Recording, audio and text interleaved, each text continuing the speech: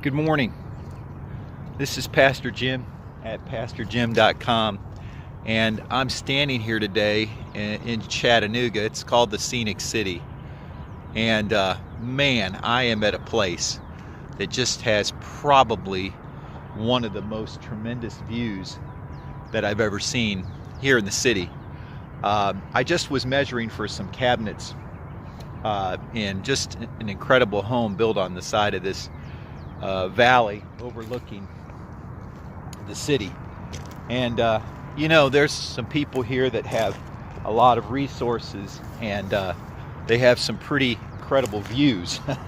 And a lot of people build their houses on the sides of mountains and things where they have some pretty spectacular views.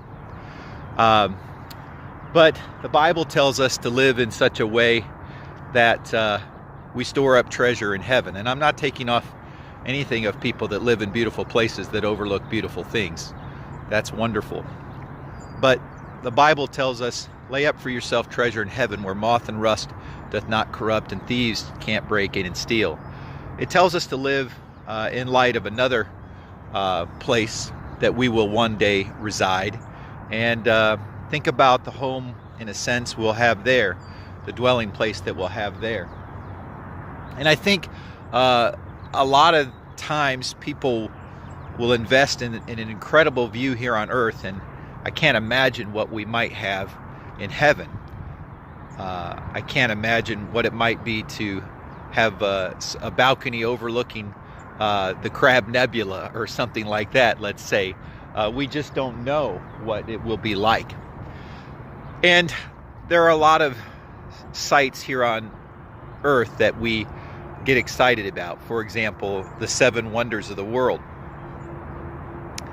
But I think when we get to heaven, we might say to God, He'd say, "Did you see everything down there?" And we'd say, "Yeah, have you ever seen Mount Rushmore?" He'll kind of look at us. "Did you ever see the Taj Mahal?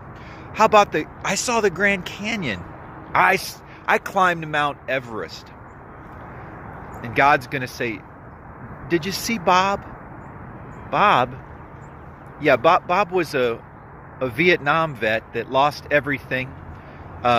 His wife died. His children were lost in a fire while he was overseas fighting, and he came home broken, and he sold pencils.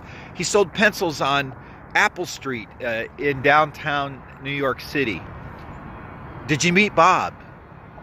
He'll say, "Did you know Bruce and Carol? They were missionaries in Swaziland. They spent their whole life serving rural pastors and teaching them the Bible, helping to translate the Bible into Siswati. Did you meet Bruce and Carol?" "Did you meet Terry?" "Terry?" "Yeah, she was a single mom. She lived in Mississippi, and she was a janitor and helped get her kids through school." Did you meet Terry?" You see, John 3:16 tells us, "For God so loved the world that He gave His only begotten Son." The thing that He was willing to pay the greatest price for was not beautiful views and vistas, but for people. As I've said before on our podcast, we need to live in light of the things that God values, and God values people. And sometimes we build houses with views that overlook a city like this, and never see all the Bobs and Terrys and Bruces and Carols that are in that city. And that's not the way God looks at a city. So enjoy the views. They're great, and God put them here to add a little spice to our life. But stop and smell the people. Not literally, that's creepy. But you know the old saying, stop and smell the roses. Don't pass people by, because that's the wonders of the world that God sees and will remember. He'll probably ask you about, and they're all around you. I met 3 wonderful people yesterday, one in a Target, a Walmart, and an AutoZone, and stopped to talk to them all about the Lord. Stop and talk to someone about the Lord today, and enjoy the view. This is Pastor Jim, PastorJim.com.